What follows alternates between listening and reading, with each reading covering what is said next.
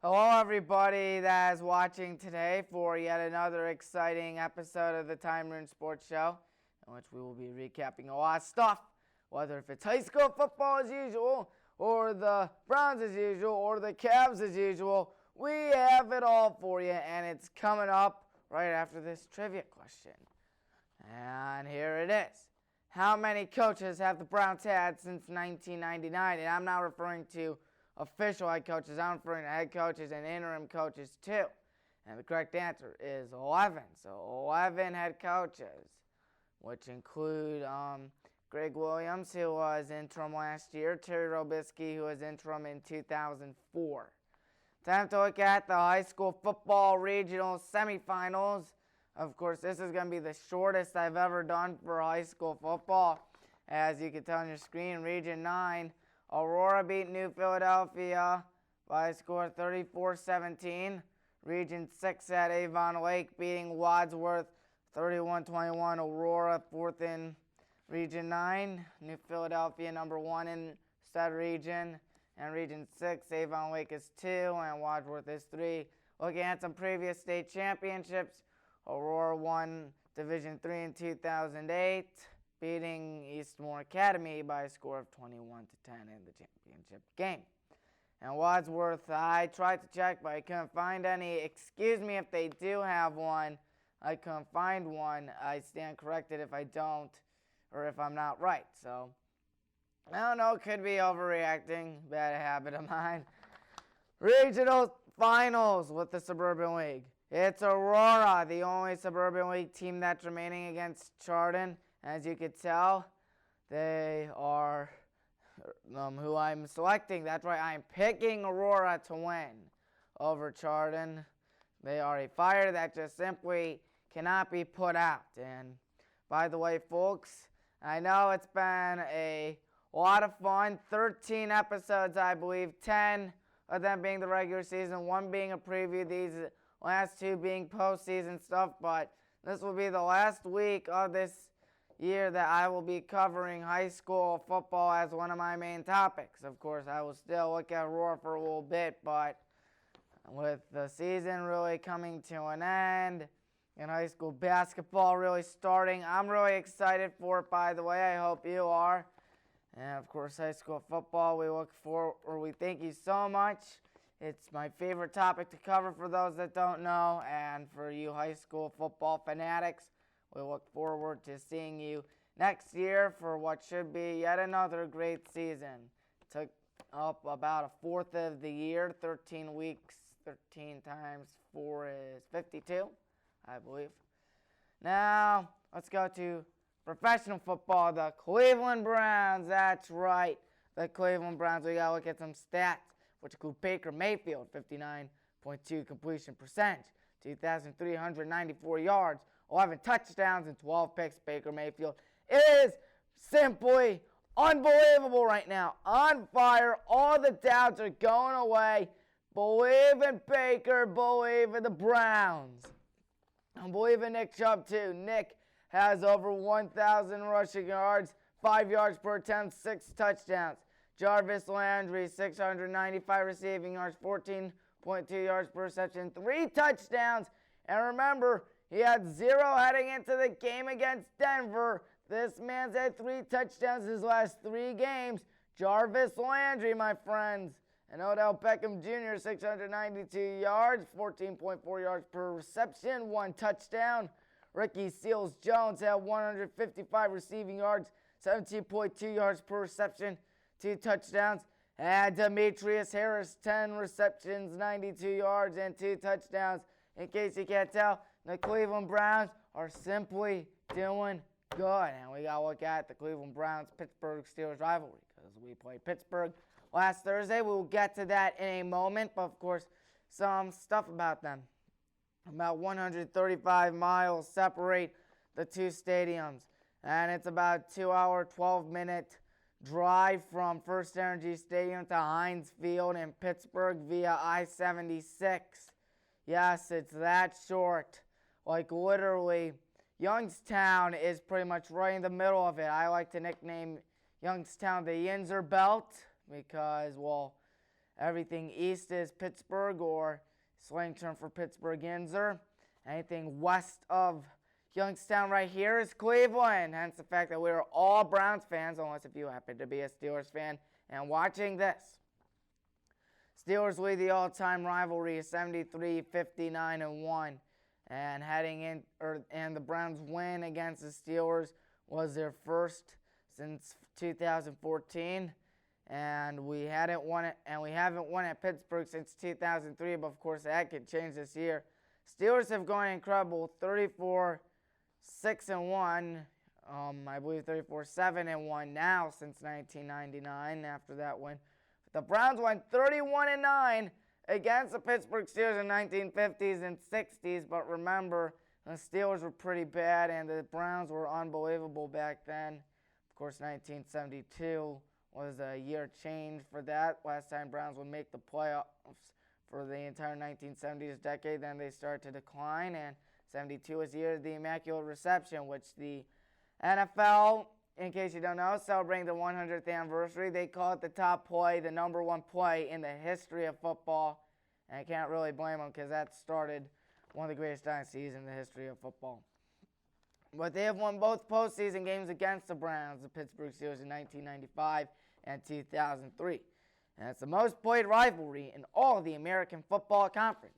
We go back a long time, folks, a very long time, all the way from 1950, I believe, up to now, so 70 years. Time to look at the Browns-Steelers game, and guess what? As I mentioned, the Browns won because they're the Cleveland Browns. 21-7 victory. We go to 4-6, so Steelers go to 5-5. Look at Baker Mayfield pulling a magic trick right there for a big first down. The Pittsburgh Steelers 4-game winning streak comes to an end, and the Browns have a 2-game winning streak. Baker Mayfield went 17 for 32.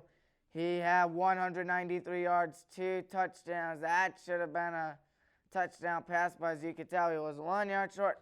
And 0 interceptions, 0 picks. Within, I believe, the last 3 games, this has really been a change for the Browns.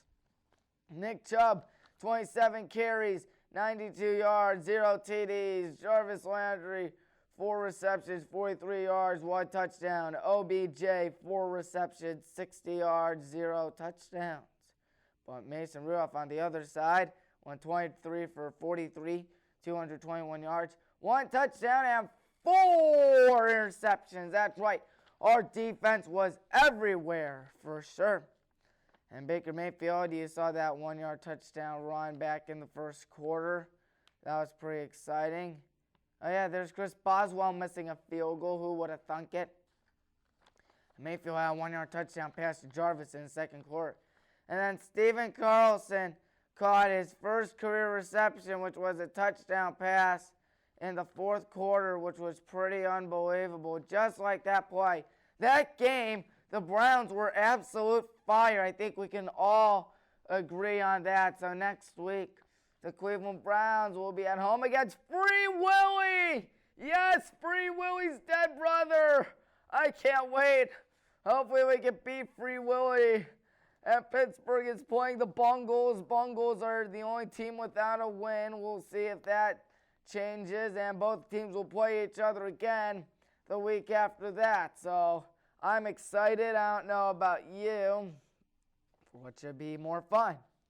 Time to go to the Cleveland Cavaliers. Time to look at some stats, which include Colin Sexton, who's got 18.3 points per game. The second-year man from the University of Alabama, I believe, has really been showcasing that he can do it. He looks very promising. And Kevin Love, who went from being part of the Big Three to really a big-name player on the Cavs, 18.2 points per game and 12.1 rebounds per game. And Tristan Thompson, who went from one of the starting 5 back in the golden age of Cavs to now he's one of our best players. And for obvious reasons. The man is averaging 14.9 points per game and 10.5 rebounds per game. And you can't forget about Jordan Clarkson, too, because Jordan Clarkson, well, he's got 14.8 points per game. So as you can tell, 4 guys are averaging more than 10 points per game. And in this modern age of NBA basketball, in which it's all scoring, that is definitely a good thing. That's about a third of your team. So we got to look at the coaching staff for the Cleveland Cavaliers. There's John Beilein. He is the head coach. He was formerly with Michigan. He did a very phenomenal job with Michigan, including a few Final Four appearances, especially in 2013 when they lost to the University of Louisville. And he remains the all-time winning coach in the history of Michigan basketball. So that's got to be something big. And J.B. Bickerstaff is another coach. He is the associate head coach for the Cleveland Cavaliers. And you can't forget about two other assistant coaches, Antonio Lang and Lindsey Gottlieb. Of course, the assistant coaches really helped John make those decisions that he needs to help create a good team. And of course, he's taken over this year, and I really wish him the best, and I really think he can do good. We're going to look at these last three games for the Cavs, and unfortunately, they were all losses. One came to Miami, a 108-97 L. And Kendrick Nunn for Miami, 23 points. Bam Adebayo, 16 points, 15 rebounds. Kevin Love, while Kevin had 21 points and 10 rebounds, Colin had 15 points. And Larry Nance Jr. had 14 points. And unfortunately, we did not take the lead once during that game. And our record slipped to 4-7, while the red-hot Miami Heat, 8-3. Of course, the Heat have been very impressive this season. I mean, of course, the division looked a little weak, and nobody really expected the team to be that good. But, hey, the Heat are showing a lot of promise. And the Cavs against the 76ers, of course. The Philadelphia 76ers, a very scary team. And the 76ers went 114-95. Tobias Harris had 27 points. Joel Embiid, Joel had 14 points. And Ben Simmons, 10 points, 11 rebounds. Cowan had 17 points. Clarkson had 15 points. And the Cavs scored an unusually low 44 points in the first half. And with that, the Cavs went to 4-9, and Philadelphia went to 8-5. Of course, those 76ers, a very talented, very promising team. One of these years, we know that with the core they have, it's going to happen. Of course, they popularized the whole idea of trusting the process. Everybody doubted them. I was one of them. I thought they were being ridiculous, but man, they were right. Look at them now. They are one of the most feared teams in the NBA and might make a run to the NBA Finals for the first time since 2001 for the 76ers. Cavs against the Knicks at the legendary Madison Square Garden, and unfortunately, those Knicks won by a score of 123-105. Julius Randle had 30 points. Marcus Morris Sr. had 23 for those New York Knicks. And Kevin Porter Jr. for the Cavs, 18 points. Colin Sexton had 14 points. However, the other Kevin Love, did not play with back injuries. And we did not take the lead in that game. And we fell to a 4-9 record. And the Knicks went to 4-10 after that. And, of course, it's been the three teams that have been struggling the most in the Eastern Conference, the Cavs, the Knicks, and the Washington Wizards. So we'll see what they can do in the future. So that'll do it for this week's show. But before we sign off, once again, I'd love to remind all of you of the Highland Hornet Sports Network.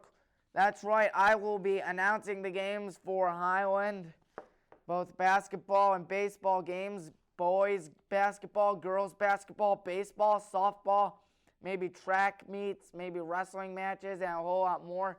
We talked about last week, but I want to talk about a little more because we uploaded our channel preview, and it kind of goes over what we're going to do. So what we do is that we film the games of the Highland Hornets with me, with my phone filming, and my earbuds as the microphone, phone camera, as I mentioned.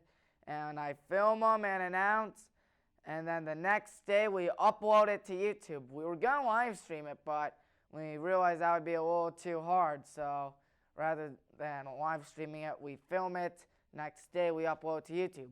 See what that means if you're a player for the Highland Hornets or a team that happens to play Highland. You can watch yourself the next day. And for the Hornets, hopefully they have a great season. I'm really looking forward to it. Make sure you go on YouTube once this episode is over and type in Highland Hornets Sports Network and hit the subscribe button. We got 17 subscribers and hopefully more once you subscribe to it. And of course, my trivia question coming up. How many quarterbacks have the Browns had since 1999? Well, we will see next week. Starting quarterbacks. Remember, starting quarterbacks. Not ones that came in the middle of a game like Terrell Pryor Sr., who came in, took a few snaps in a rout in one game. So, once again, that'll do it.